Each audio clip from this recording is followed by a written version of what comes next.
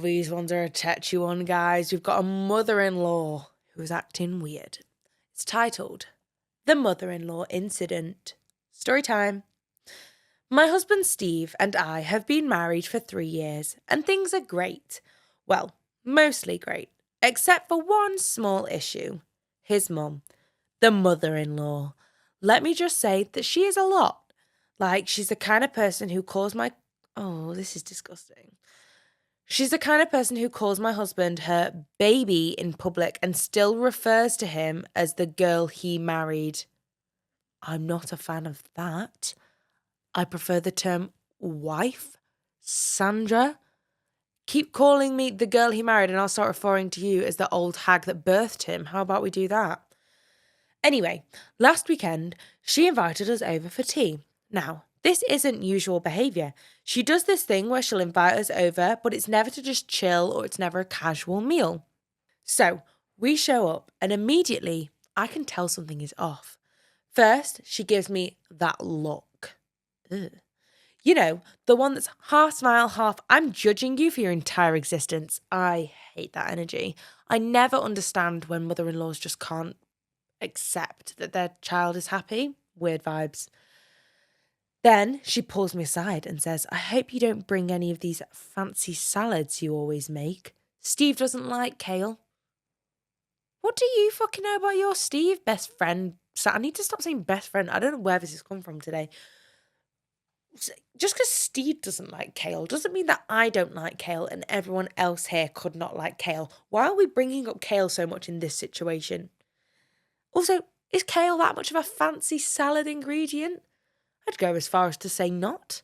Quinoa is more of a fancy salad ingredient and pomegranate seeds potentially.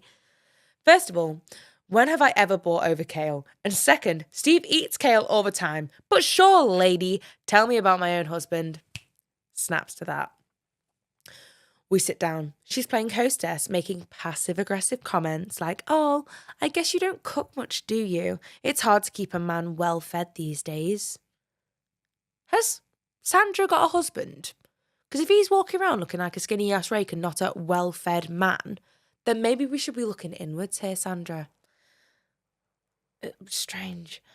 So, I'm biting my tongue, smiling through the pain, because Steve keeps giving me the look of, please don't start anything. Well, rein your mother in then, Stephen.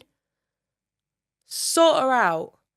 Halfway through dinner, she stands up, clinks her glass. Oh, here we go. Wait, sound effects. And goes, I have a little surprise for everyone. Can't wait. She disappears into the kitchen and comes back with this. It's a baby blanket. Like old, yellowed, clearly from the 90s baby blanket. Why is this a surprise? She holds it up and says, this was Steve's baby blanket. I thought it would be nice to pass on. You know, when it... Oh, this energy is strange. You know, when you two finally start a family. She needs to go and have a nap. I would really like to bring back putting people in the naughty corner. Could you imagine? Sandra, I'm not liking that attitude. Go sit in the naughty corner. Go sit on the naughty step. Don't be bringing that attitude around me. Also, you should never bring up when people are going to start a family because you never know what people's circumstances are. You could have been trying for a baby for the past 4 years for all Sandra knows. But here we go. So, she then hands me the blanket and goes, don't you think it's time? You've had enough time to settle in, haven't you? Like, who even says that? I tried to laugh it off and say, oh, we're just focusing on work and enjoying life right now, as you should. Your timeline is your timeline. But she doesn't let it go. She's like, well, don't wait too long. You're not getting any younger. Neither are you, Sandra. And you know what? With every small comment that is made, I'm getting one step closer to going to look at retirement homes for you. One step closer. And I'll have a child by then, hopefully, so all my money will be going into looking into my child. I won't care where you are. At this point, I am so close to snapping, but before I can, Steve, bless him, finally speaks up. Come on, Steve, stick up for your wife.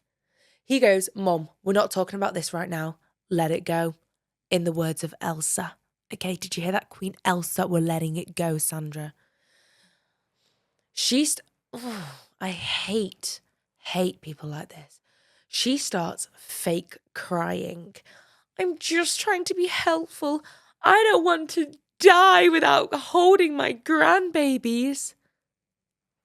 Sandra, shut up.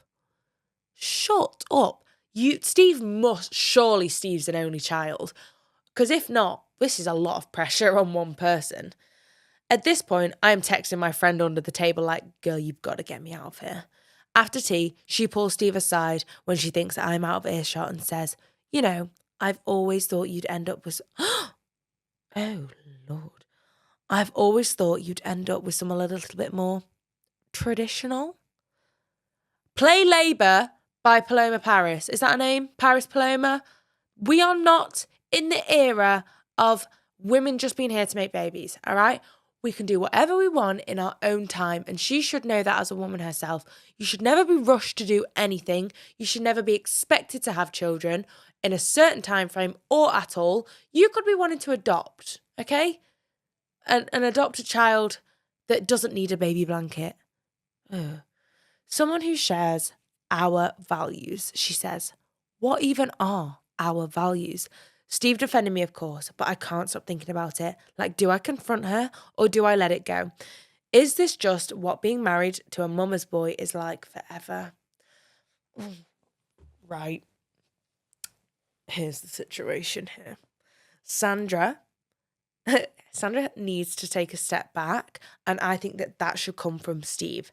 I think that Steve should have a word with his dad, if he's still kicking, and say, listen, Dad, obviously, you know how much I absolutely love my darling wife. There's never been any issues in the past, but these comments Mum is making not only my wife, but me feel uncomfortable, and it's really making me not want to come round and spend time with you. My darling wife, we'll call her Amy, is really struggling with not being able to conceive, and every time we have these pressures from Mum, it's upsetting her further. I'm going to need you to have a conversation with Mum about this because it's gone too far now. She's just really trying to push her own ideals onto you two. Whatever your values are in a relationship are the only thing that is important here. And as long as Steve is continuing to stick up for you and be that real supporting husband, that is the only thing that is important to me. That you ensure that your communication style is correct and that he is supporting you where is necessary. At the end of the day, her being pushy is not going to make the situation any better. I would get Steve to have a word with his dad. Even Steve had to have a word with his mom. Worst comes to worst, take the blanket, burn it. You know, be real extreme with these things. I hope you're okay there. That is really a lot. Do you even want kids? You never even mentioned that. We need to set some boundaries in place here, girly pop, because that's ridiculous. You can't be going. And also, the kale situation. You eat as much fucking kale as you want. Get them superfoods. You'll need them when you're pregnant. Anywho, have a lovely Kaylee time with your Steve, and I hope to hear a pregnancy announcement soon if you do want children. If not, fuck off, Sandra. Please fill my cup. Am I really asking for much? It's been a long week, I'm looking for fun. Please fill my cup. Find me under the sun. SOS, I'm just looking for a good time. Oh, oh, oh, oh. And I'm singing like, whoa.